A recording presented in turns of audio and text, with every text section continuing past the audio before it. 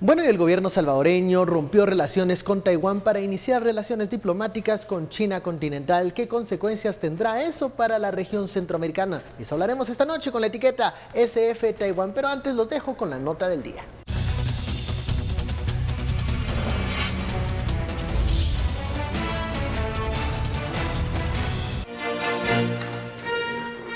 El Salvador anunció el lunes el establecimiento de relaciones con China. El acuerdo supone una nueva derrota diplomática para Taiwán. La República de El Salvador rompió hoy las llamadas relaciones diplomáticas con Taiwán y se compromete a dejar de tener toda relación o contacto oficial con Taiwán, cualquiera que sea. China y Taiwán están dirigidas por regímenes rivales desde el final de la Guerra Civil en 1949. La isla tiene un gobierno autónomo, pero jamás declaró su independencia. Pekín siempre la ha considerado como una de sus provincias, por lo que no reconoce su soberanía y prohíbe a sus socios mantener relaciones diplomáticas con Taipei. Mantener el principio de una sola China es una política conocida en todo el mundo. Es el consenso internacional y la base de la relación de China con cualquier país. Pekín ha utilizado su peso económico para quitar el apoyo internacional para la isla de gobierno democrático, que apenas cuenta con 17 aliados en el mundo.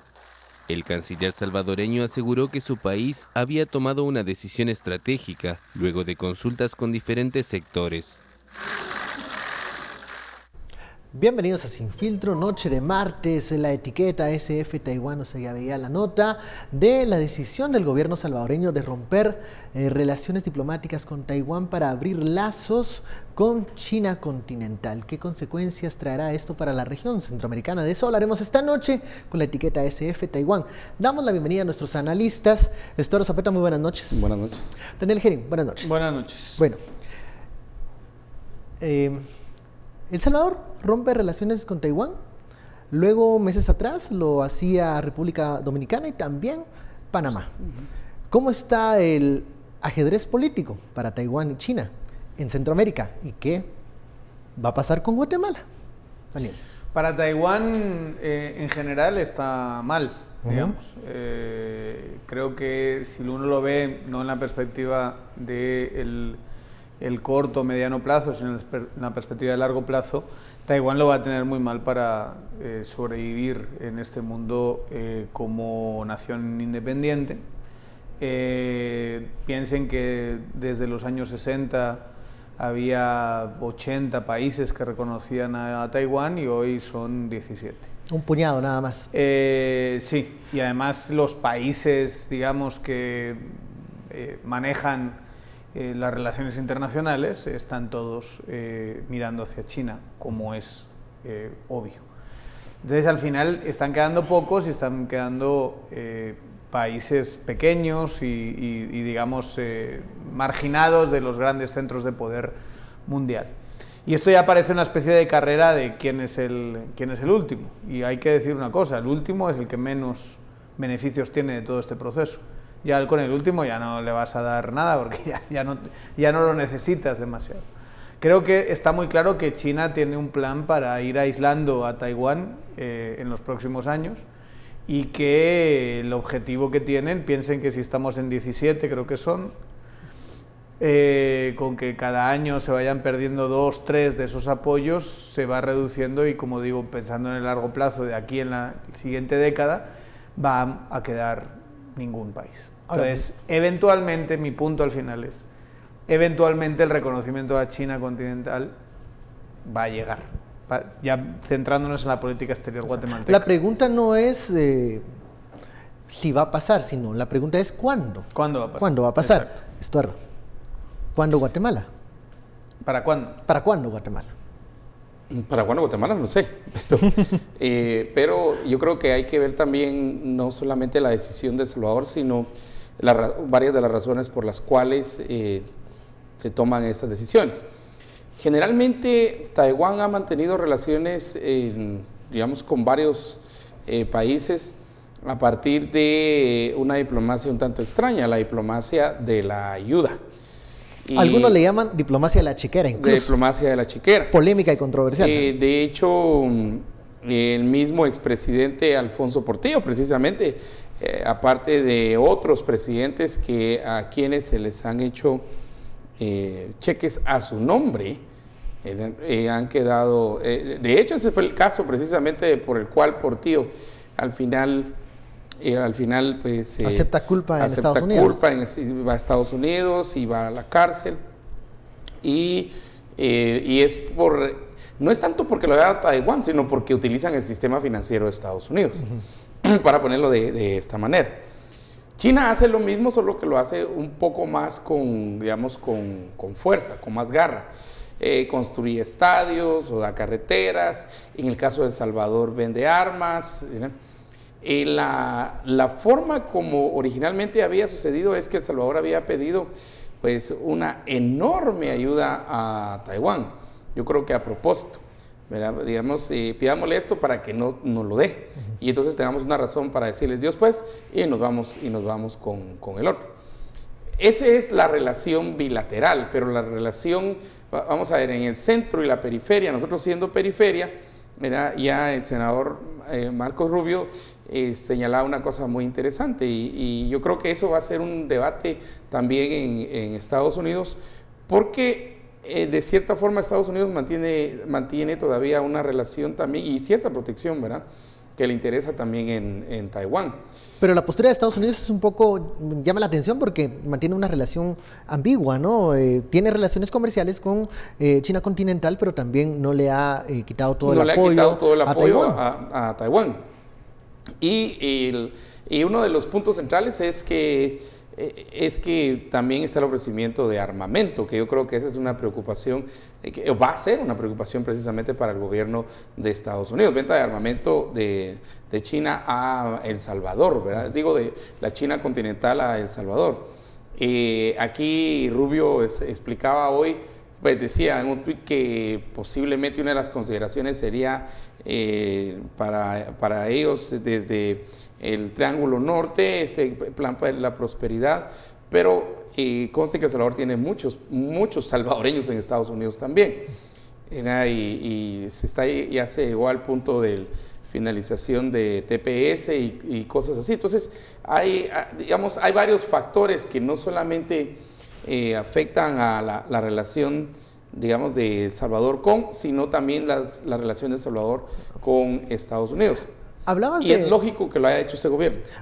Hablabas de la política o la diplomacia de la chiquera, en algunos casos que ha sonado en casos de corrupción en Guatemala, el caso del expresidente Alfonso Portillo, en El Salvador también con algunos exfuncionarios. Hace una política taiwanesa. Pero la política de la chiquera, a eso me refería, era también de mucha cooperación, de apoyar en muchos programas de cooperación, infraestructura, carreteras, estadios. O sea, la presencia de Taiwán era fuerte en la región centroamericana. La carretera que están haciendo aquí en Guatemala es la carretera del Rancho. Pero si se ponen a competir en una política, en una diplomacia de chiquera frente a China, van a perder, y creo que en esa situación depende cuando China esté dispuesto a dar, ¿verdad? Qué tan importante es el apoyo. Es que hay que pensar en este escenario, cuantos más países apoyan a China y menos a Taiwán, más importantes son esos últimos apoyos para Taiwán, pero menos importantes son para China, ¿no? Porque China ya tiene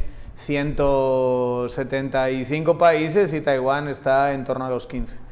Entonces no es tan importante, ¿no? Entonces, pero no sé si tenemos que conformarnos con unas carreteras o con un apoyo de cooperación, más una nación que ha tenido una evidente estrategia de pago de favores a políticos, y como decía Estuardo, el caso de Portillo no es único en Guatemala. O sea, ha habido pagos y casos de corrupción en otros países donde han comprado básicamente el apoyo, pero tenemos que vernos dentro de un mundo que está cambiando y está girando en torno al Pacífico, ya no en torno al Atlántico. ¿Crees que en este caso no estamos viendo más allá de nuestros ombligos cuando hablamos de la relación China-Taiwán? Para mí es muy claro, pues lo que digo, es inevitable que pase. Es una de las grandes potencias mundiales. Somos los últimos. somos los últimos del barco. Ya se está yendo todo el mundo y eventualmente se va a ir 2, 3 países al año, se van a ir de ese apoyo, y eso te va a dejar con que en la próxima década vamos a quedar solo nosotros. Y va a ser muy triste ser los últimos en todas estas cosas. Y China es una hiper, mega, superpotencia. O sea, China es la única potencia que puede rivalizar a Estados Unidos.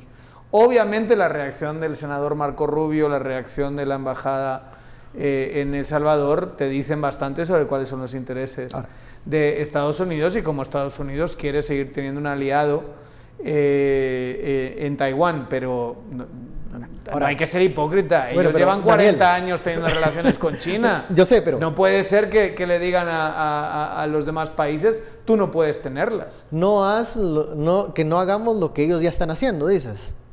Que Estados Unidos nos dice que no hagamos lo que ellos ya están haciendo. No, lo que ellos llevan haciendo 40 años. Ahora, que no lo hicieron hace dos años. Eso no quita el hecho de que el régimen chino no es democrático y que viola derechos humanos. Bueno, si entonces el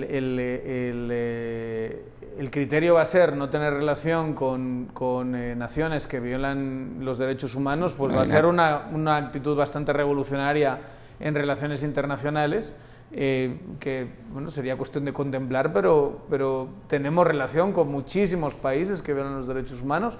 Los organismos internacionales están compuestos de muchísimos países que violan derechos humanos, y si ese es el estándar, tenemos que empezar a romper con muchísimos países esa relación diplomática y estar muy atentos a algunos países incluso que tenemos muy cerca, y mirarnos al ombligo, porque nosotros también aquí se violan derechos humanos. Entonces, sinceramente, me parece que es más colocarse en un plano, como decía, geopolítico.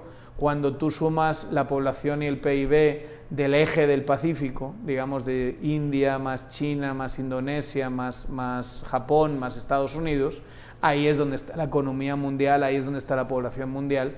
El eje atlántico, que es el que, si se dan cuenta en los mapas, es el que está en medio y el que ha sido el eje central de la política mundial durante muchísimos años, está virando, o yo diría ya ha virado, hacia el Pacífico. Tenemos que mirar ese Pacífico, y China es una pieza fundamental de ese Pacífico. No podemos seguir en los márgenes de la política internacional, no podemos seguir siendo unos parias como estamos siendo con decisiones como estas. Bueno, vamos a la primera pausa de la noche, la etiqueta SF Taiwán, seguimos conversando de este tema. Bueno, ¿y qué piensa el gobierno de Jimmy Morales respecto a la decisión de su par salvadoreño? Regresamos con ese tema.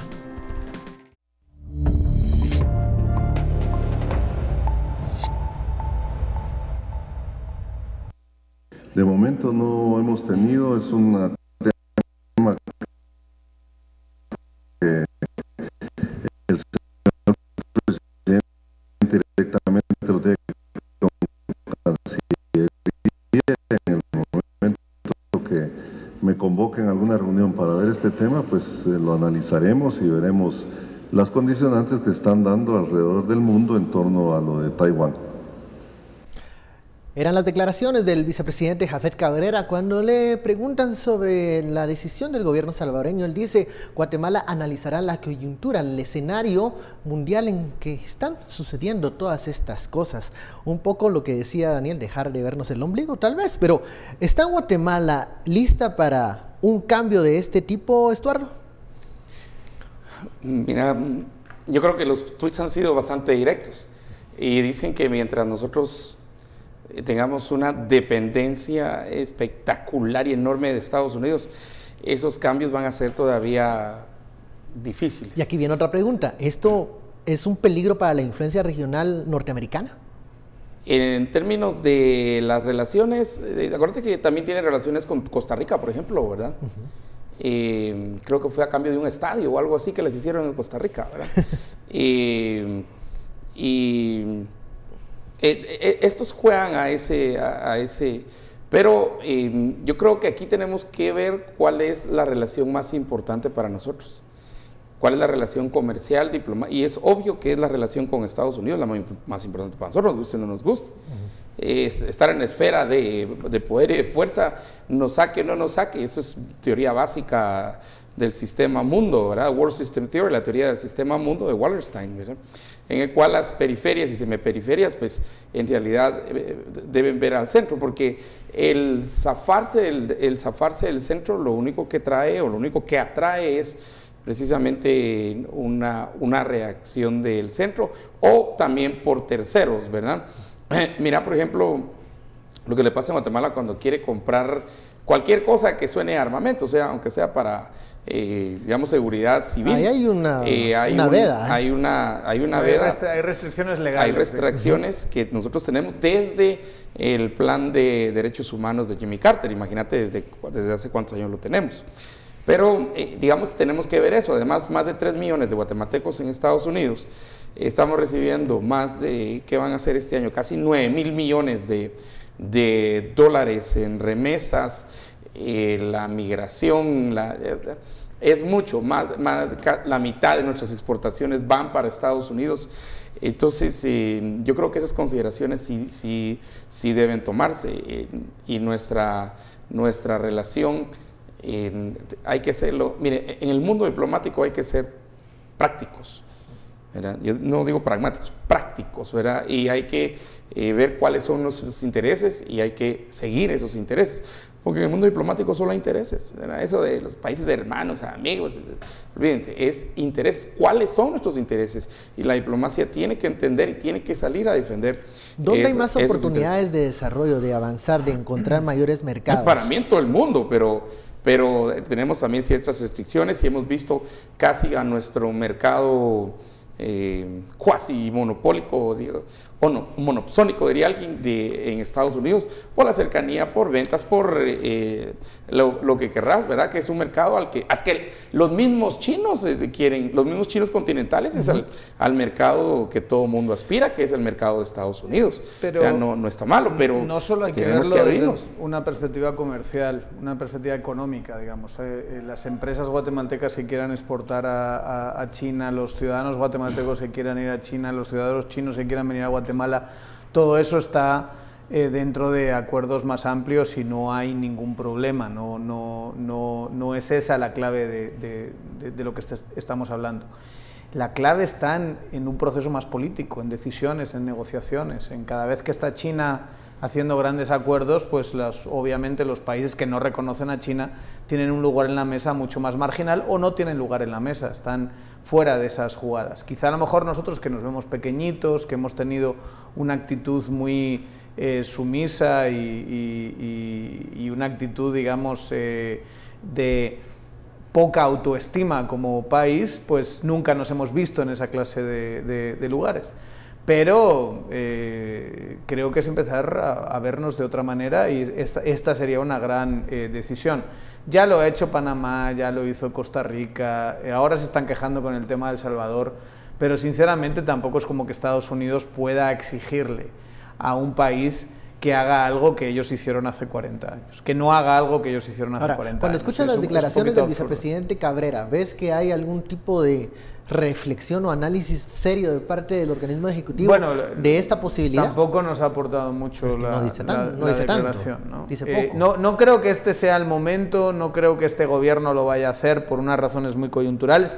Hay que decirlo también, las intenciones de Sánchez Serén en El Salvador seguramente no sean las más puras y limpias, ni muchísimo menos. No lo hace dentro de un contexto para evitar la tensión que está generando un caso de corrupción allí, lo hace también para tener algunos otros balones, digamos, de oxígeno. Es un poquito como debatir sobre el cambio de la embajada de Guatemala a Jerusalén. Hay dos debates. Un debate es por qué lo está haciendo, qué intenciones tiene el gobierno a la hora de hacerlo. Yo creo que ahí, en el caso del gobierno de Jimmy Morales, moverla es para encontrar una tabla de salvación y ganar capital político en Estados Unidos para gastarlo golpeando a CICIG, pero otra, yo creo que es una mucho más interesante y sustantiva, es: ¿debe Guatemala trasladar su embajada a Jerusalén? Tiene sentido dentro de una política pública más amplia, pese a que a lo mejor no sea la mejor de las intenciones y el mejor de los contextos esa decisión, puede haber gente que esté a favor de trasladarla por razones de fondo. No sé si me explico. O sea, son dos debates que tenemos que tener. Una cosa es decir, sí, Sánchez Serén seguramente no está teniendo las mejores intenciones y el mejor contexto y lo está haciendo por intereses coyunturales propios, y otra es, bueno, la decisión nos abre a nosotros un debate si tenemos que hacerlo o no tenemos que hacerlo, y tenemos que hacerlo en mejores términos. Coyunturalmente este gobierno no se va a ir con China en estos momentos, no cuando tiene esta debilidad frente a Estados Unidos. Pero decir que nosotros no tenemos esa decisión y que la tiene Estados Unidos es, por ejemplo, pensar que El Salvador no tiene la misma clase de influencia que tiene Estados Unidos, y la tiene, y aún así ha tomado la decisión contraria.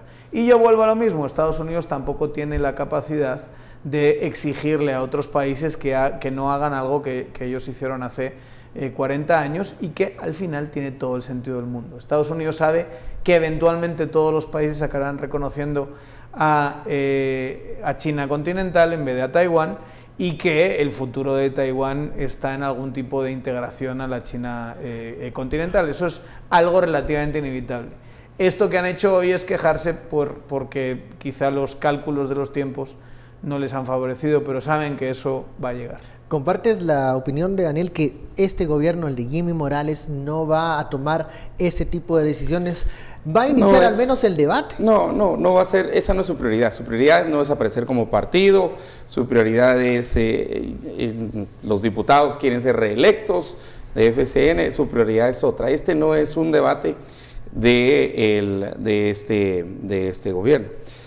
Y yo creo que es interesante también entender que uno de los grandes inversionistas en China continental es Taiwán. Taiwán tiene uno de los ahorros, digamos, de las reservas monetarias, si fuera, digamos, comparados con todos los países, una de las cuestiones más impresionantes. Aún cierta deuda, entre comillas, que ellos agarran, la tienen más para establecer relaciones, no porque la necesiten. Incluso mismo Taiwán tiene partidos políticos que son una aproximación a China continental. Sí, y tienen ¿cómo se llama?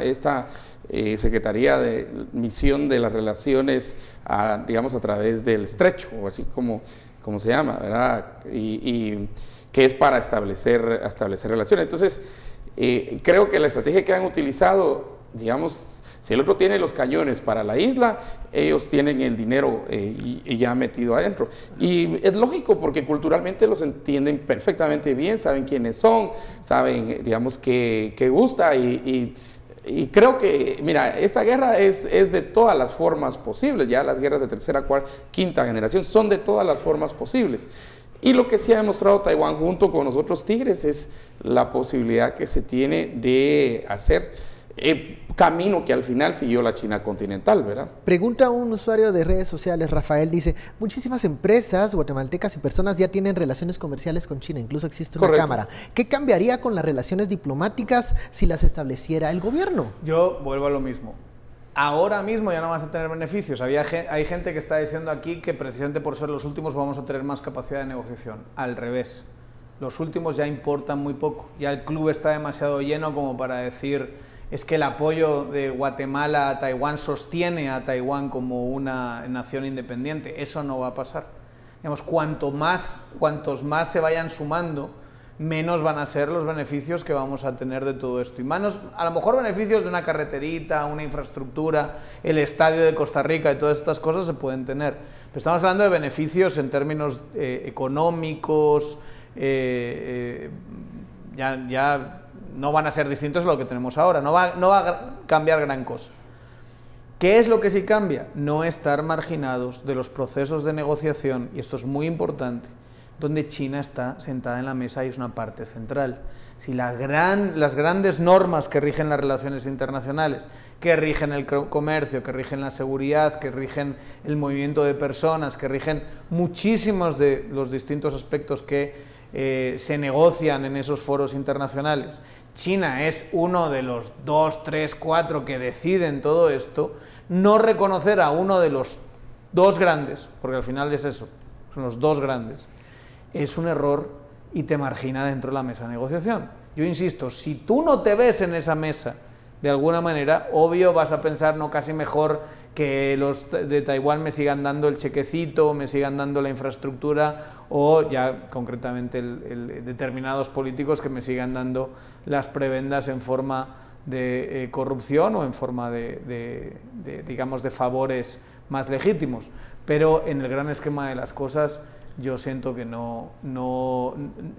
estamos teniendo una mirada muy obtusa y les voy a decir, es un poco ridículo tener este debate. O sea, no reconocer a una de las dos grandísimas potencias de hoy y seguramente potencia del futuro, no reconocerla diplomáticamente es simplemente un error. Grandes beneficios, no estar marginados, no ser parias. Ok, vamos a la pausa. Terminamos este primer tema, la etiqueta SF Taiwán. Regresamos con un segundo tema igual, de controversial. Volvemos.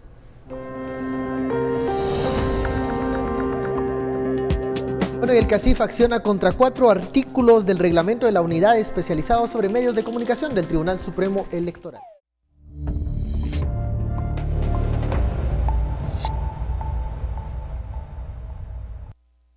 El presidente de CACIF, Marco Augusto García, explicó que existe ambigüedad en el término campaña anticipada, debido a que la ley electoral y de partidos políticos no especifica en qué momento se convierte anticipada. Viola varios principios constitucionales. En primer lugar, el Tribunal Supremo Electoral le están dando atribuciones de calificar delitos. Esto es una violación a la misma Constitución de la República, pues la calificación de los delitos le corresponde en exclusiva a los tribunales del orden penal, siguiendo el debido proceso. Consideró como grave que las resoluciones del Tribunal Supremo Electoral no se puedan apelar. Consideramos que el hecho de que el Tribunal Supremo Electoral va a fijar las pautas, va a fijar los precios, va a calificar qué tipo de propaganda se hace y qué tipo de propaganda no se hace. Eso es limitar los derechos políticos de los individuos.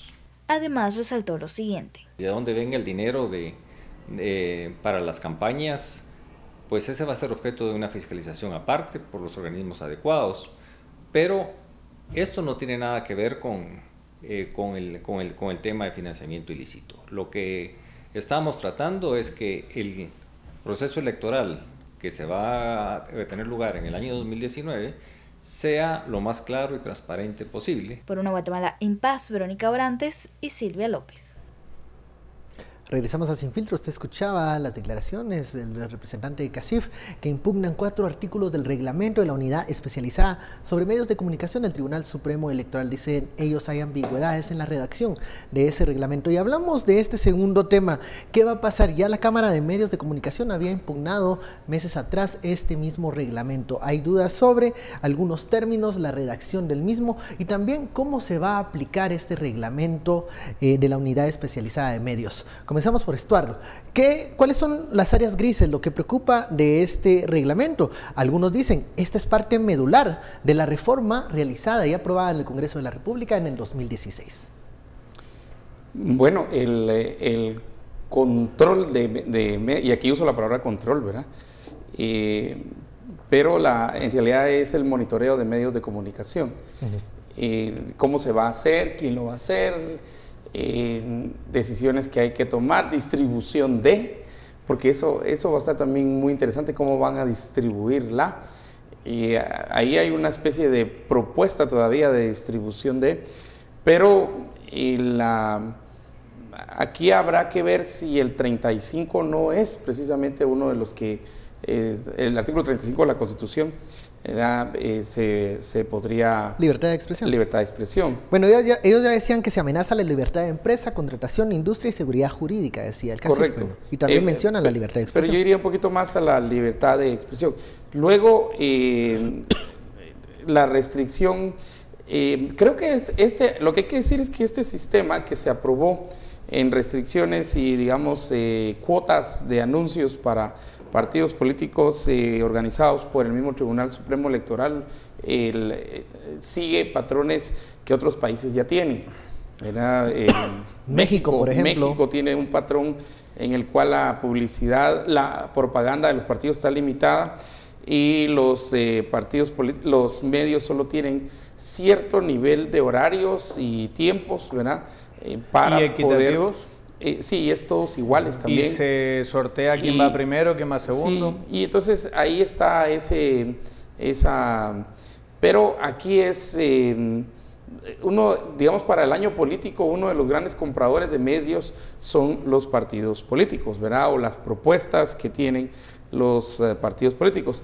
Aunque esa compra subió, por ejemplo, con el partido líder, que fue Partido Líder y PP, que se peleaban. que compraban espacios. Era impresionante.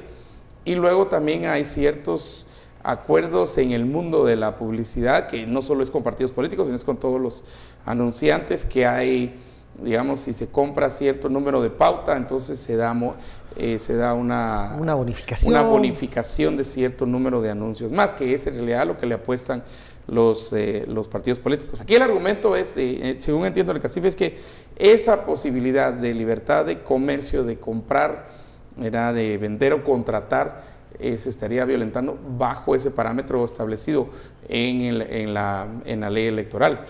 Y, digamos, como ha estado siempre, es que esto se hace y se va a hacer de cualquier manera. Yo creo que esto aplica solamente a partidos políticos, digamos, a medios de comunicación que pueden ser controlados. Ahora, digamos, ya los medios de comunicación que no pueden ser controlados como redes sociales, porque para mí ahí es donde realmente va a estar la verdadera batalla. Eso va a ser otro, y no creo que haya alguna posibilidad. ¿Qué va a pasar con las cableras? Por ejemplo, es otra de las preguntas que también se hacían hoy por la tarde. ¿Qué va a pasar con los operadores de cable y también las radios que son muy locales, las comunitarias? ¿Cómo las va a fiscalizar? Eso es casi imposible. ¿Las va a supervisar el Tribunal Supremo Electoral? Son aproximadamente, vamos a ver, arriba de 800 radios comunitarias, entre comillas. En realidad son radios piratas, pues la mayoría. Pero el MP nunca ha querido entrarle a esas radios. Esas son radios son medios que utilizan las autoridades locales para la publicidad. Sí, por eso no pueden vender publicidad, porque son comunitarias. El concepto de comunitario es precisamente que son radios que no pueden vender publicidad, pues tienen publicidad, le venden a la iglesia tal 2 horas, le venden a otro no sé quién 2 horas, y al candidato no sé qué 2 horas, y a la alcaldía otras 2 horas, y así es como se sostienen. Pero en realidad, en sentido estricto, son invasores de frecuencias, porque el número de frecuencias y los anchos de frecuencia en Guatemala están bien determinados. De hecho, algunas radios piratas, cuando ponen, digamos, sus transmisores muy fuertes, entran invadiendo hasta radios aquí en la capital, ¿verdad? Y de repente uno termina escuchando una radio en Nahualá, aquí en la capital, y es que su transmisor de 5 lo puso en 7, en 8. Y entonces irrumpen 1, 2 o 3 frecuencias que están legalmente establecidas.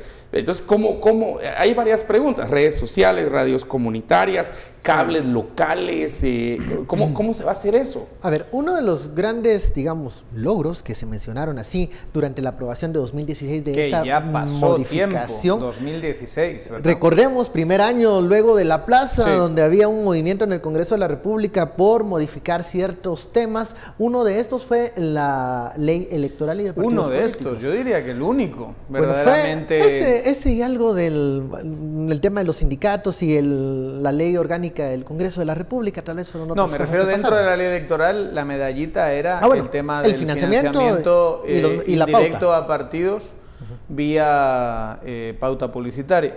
Yo no estoy de acuerdo con lo que está diciendo Zapeta de dónde van a estar la clave de las elecciones. Yo creo que todavía somos un país que no tiene una penetración de redes sociales tan amplia y, como en muchos otros países, la tele sigue pesando mucho. Y la tele, especialmente los canales abiertos, han sido y van a seguir siendo las próximas elecciones muy, muy, muy importantes. Entonces, yo creo que con más peso que redes sociales, sinceramente. O sea, con bastante. Difícil va a ser medir eso, pero yo diría que marquen la agenda, que la gente se entere, que se genere conocimiento. Los canales nacionales monopólicos concedidos a Ángel González siguen siendo claves aquí. Yo creo que esa es verdad, tienen ustedes toda la razón. Había un montón de preguntas sobre la mesa sobre cómo se van a regular determinadas cuestiones y sobre todo sobre la institución, como bien nos ha dicho hoy el vicepresidente Cabrera del TSE, que es débil y que precisamente por eso hay que apoyarla como institución clave e importante. No hay que decir, no hay que echarle la bronca, sino que hay que apoyarla para que tengamos las mejores elecciones del mundo. Esa institución sí hay ciertas dudas sobre la posibilidad que tiene de poder implementar toda esa clase de controles. Pero hay que pensar que fundamentalmente esos artículos van dirigidos a los canales nacionales, sobre todo. Hay muchos otros medios que se pueden preguntar qué va a pasar con nosotros o cómo se nos van a regular, pero esos canales nacionales se verían obligados, los partidos, a comprarle, digamos, los espacios al TSE para poder anunciarse en esos canales. Aquí yo vuelvo y sería un ver. reparto, el TSE garantizaría, esa es la intención de la ley, otra cosa es que lo pueda cumplir, un reparto equitativo del tiempo. Eso no ha pasado jamás en la historia de las elecciones guatemaltecas. Repasemos eso que mencionas, Daniel. O sea, ¿por qué se está encargando al Tribunal Supremo Electoral este papel de distribuir equitativamente los espacios en radio y televisión? Como decía Estuardo, esto no es algo nuevo, esto es algo que pasa en muchísimos países. Se puede tener la discusión jurídica de si viola este derecho y lo otro, y yo, bueno, respeto mucho que el CACIF quiera impugnarlo, pero sinceramente no es, o sea, viéndolo en términos de política comparada, no es raro ver que esta clase de regulaciones en otros países. Y la intención es precisamente esa. Tú debes permitir, a través de un mecanismo regulado, que no haya o que haya cierta igualdad en la cantidad de tiempo de exposición, por lo menos en los espacios publicitarios. Otra cosa es el informativo. Otra cosa es el informativo, quién lo va a abrir, cuál es la declaración que va a manejar, digamos, el eje del debate, que es lo verdaderamente importante, pero tenías una especie de regulación del financiamiento que iba a darle algunas oportunidades a partidos que no tenían o no tienen tanto dinero como para anunciar en esa clase de espacios, o el famoso beneplácito que hay que ir a buscar a Miami de el estimado Ángel González, y por eso llamado Ángel de la Democracia. O sea, en gran medida afectaría a otros medios, pero en gran medida está orientada esta regulación a golpear fundamentalmente al corazón de Ángel González. Vamos a regresar con más de este tema, ahora vamos a un corte.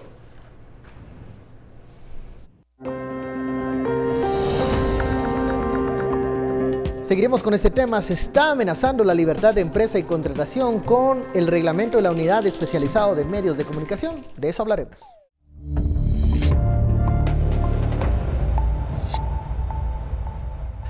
Regresamos a Sin Filtro, a la etiqueta de la noche SF Taiwán, pero estamos con el segundo tema, que es esta decisión o esta opinión del CACIF de impugnar 4 artículos del reglamento de la Unidad Especializada de Medios de Comunicación. En el bloque anterior hablábamos de los retos que tiene el Tribunal Supremo Electoral, la evidente debilidad del tribunal para controlar esto, pero que también es un reto para ver cómo se va a implementar por primera vez la decisión de que sea el Tribunal Supremo Electoral el que reparta equitativamente la pauta.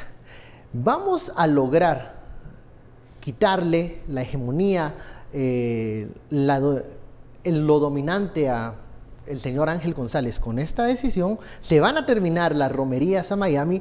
¿Ya no van a haber infomerciales? Es una pregunta abierta. Infomercial es otra cosa. Pero esa es otra cosa. Infomercial es otra cosa. Saliéndose de la pauta, digamos así. Totalmente, porque infomercial es un espacio que está dentro de la lógica del informativo. Entonces es eso de cámara apunta al presentador, el presentador introduce una supuesta nota y la nota en realidad no tiene ni siquiera la marca del canal del micrófono, y es una nota producida por un partido y un espacio básicamente cedido. Es un espacio publicitario pero completamente encubierto. Eso es, bueno, solo que ahí sí el Tribunal Supremo Electoral sea capaz de determinar cuál es la nota que ha producido y el espacio que se ha dado a ese partido, pero eso hay formas bastante fáciles de saltárselo, solo hace falta que básicamente el cuerpo de periodistas que están ahí den unos tratos muy favorables a unos partidos sobre otros. Esa clase de negociación espuria, horrible, una de las partes más repugnantes de todo lo que ha hecho y lo que hace Ángel González para mal de nuestra democracia, esa parte yo siento que es inevitable y está fuera de esta clase de regulación. Estuardo, ¿vamos a poder librarnos de esas tácticas que en el espíritu busca regular este reglamento de la unidad de medios? Depende cómo avance este recurso. Yo creo que si no lo hacen así, buscarán otra forma de hacerlo. Yo en particular creo que creo que los mismos partidos políticos, desde que empezaron a utilizar enormes cantidades de dinero para las campañas, dinero que ahora estamos entendiendo de dónde venía. Me refiero a por ejemplo, Líder, ¿verdad? Por ejemplo, PP. Entonces, estos mismos obligaron a una restricción para los siguientes partidos políticos, aunque los siguientes no hayan hecho eso, ¿verdad? Entonces, ahorita va a haber ahorita nos vamos a ir como buenos chapines al otro lado, ¿verdad? A la máxima restricción posible. Entonces, como echa la maña, echa la ley, echa la trampa, echa la maña y echa todo, ¿verdad? Se va a buscar las formas. A mí una cosa que me parece muy interesante que ustedes mencionaron es el infomercial. ¿Cómo van a los de...? Porque ahí no puede decir el Tribunal Supremo Electoral, mire, usted pasó 5 noticias de la candidata tal o del candidato tal. Bueno, aquí se abre otra cuestión en donde el tribunal pudiese en algún momento opinar sobre el contenido de uno de los pero eso ya es censura. Pero si hay un infomercial, por ejemplo, ¿qué pasaría? Pero digamos, no, eso es peligrosísimo. Digamos, ahí es donde yo digo, digamos, ahí es donde esas líneas grises. Esa línea muy gris. Pero no está pensado para eso, de verdad. Yo no creo en la que nosotros no podríamos, digamos, ver y tener aquí a alguien del Tribunal Supremo Electoral todas las noches, a las 7, 8 de la noche, diciendo, esta noticia sí sale, esta no sale. Lleva tantas noticias de la señora tal, pero no lleva noticias del señor tal. O regulando la cantidad de tiempo que nos pasamos hablando de un candidato, ¿no? Cuando hay tantos candidatos va a haber algunos que nos van a parecer en nuestro sano criterio, respetable criterio, espero, nos van a parecer marginales y no nos van a parecer los más importantes, y que empiecen a acusar de que es una especie de favoritismo, hablar más de unos que de otros, pero siempre en toda campaña, ya en el contenido periodístico, siempre hay un candidato que marca agenda. Bueno, por ejemplo, eso no es un favoritismo. Eso es lo que todos quieren, marcar agenda. Las pasadas elecciones salía diciendo barbaridades y todos los medios se centraban en él, los demás candidatos tenían que responder lo que Trump había dicho y se hablaba de lo que Pero eso no es favoritismo. No, hombre, eso es comunicación ni mucho estratégica, menos infomercial. Exitosa, ¿verdad? Bueno, también puede serlo, o sea, puede serlo en la medida en que el medio pacta con el político para dar un trato de favor en esos informativos, que insisto, yo siento que es lo que ha pasado tradicionalmente durante muchísimo tiempo en esos canales nacionales tan vistos, mucho más vistos que este programa, y tan dominantes durante tanto tiempo. Lo digo porque lo de que son más vistos, porque es que es muy importante para el resultado de las elecciones saber que hay un medio que tiene una ventaja clarísima sobre los otros medios y que la gente ve de forma masiva, y esa es la clase de información a la que han estado acostumbrados. Que los canales de Ángel González tuviesen una mínima cobertura relativamente equitativa sin infomerciales, yo creo que generaría un impacto tremendo en el resultado electoral.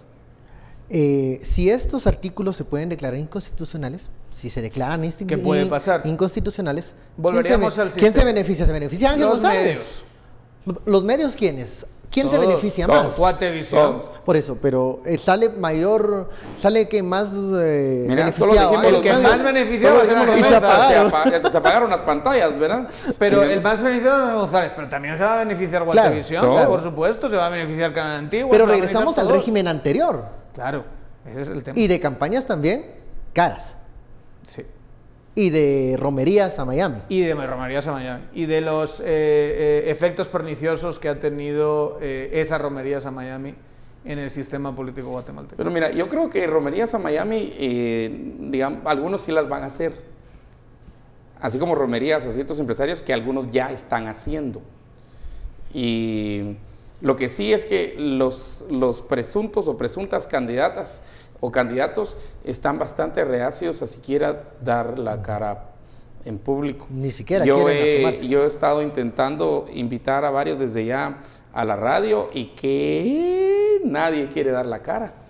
Porque, y todos dicen lo mismo, mire, es que si salgo ahorita me van a acusar de campaña adelantada, me van a acusar de ¿cómo se llama?, de presencia en competencia, me van a acusar. Entonces, nadie. Pero eso ya son los criterios absurdos de la del TCE. Y entonces nadie quiere salir ahorita, y que sería el mejor tiempo para presentar, y ahí una lógica casi de mercado, ¿verdad? Entonces el público y las audiencias van diciendo, este sí, está así, este no, está así. Es que con anuncios publicitarios no se ganan necesariamente elecciones, se ganan con la parte mediática, digamos, porque hay otras partes del voto que se ganan a través de digamos, conectarse a redes. Pero no digas que no influye. De movilización, sí, claro. Influyen. Yo creo que lo que tendrías en el caso de los canales es exposición de gente que jamás iba a tenerla con el régimen anterior. Jamás. O sea, no ibas a ver ahí a determinados candidatos que no hiciesen la romería a Miami, y como todos los candidatos sabían, ¿verdad? Entonces, el hecho de que puedas tener un pequeño espacio y que incluso en ese pequeño espacio expliques por qué no sales en los canales, yo creo que podría ser, si se llega a dar, un interesantísimo espectáculo. Hemos llegado al final de este espacio de análisis. Muchísimas gracias, Estuardo. Daniel, gracias. Ahora vamos con la dama de la noticia, María Luisa Gómez. Gracias, Estuardo, Daniel, por supuesto, Benkei Chin, por ese análisis sin filtro. Nosotros, antes de concluir, queremos presentarles la última nota de la noche que se produce en Guadalajara, México, porque esa ciudad acaba de estrenar un nuevo récord Guinness. Varios artistas se juntaron para elaborar el mosaico más grande y con más piezas hasta hoy en la historia. Récord Guinness para Guadalajara. La ciudad mexicana conquistó el título por este mosaico realizado íntegramente con minúsculas cuentas de colores, conocidas como chaquiras. Un total de 15 artistas de la comunidad indígena wixárika trabajaron durante 32 días para darle vida a la imagen. Para ello utilizaron 450 kilos de chaquira, 48 kilos de cera y 30 de adhesivo. El resultado es un mosaico de 81 metros cuadrados, desde ahora el más grande del mundo, al superar uno de 72 metros cuadrados de la estadounidense Nueva Orleans. La pieza será ahora subastada para construir un aula en una escuela de la comunidad. Bueno, y con esas imágenes nos despedimos de la tercera emisión de Noticiero Guatevisión, agradeciendo por supuesto su sintonía, invitándolos a que nos acompañe mañana a las 9 en punto de la noche. Hasta pronto, descansen.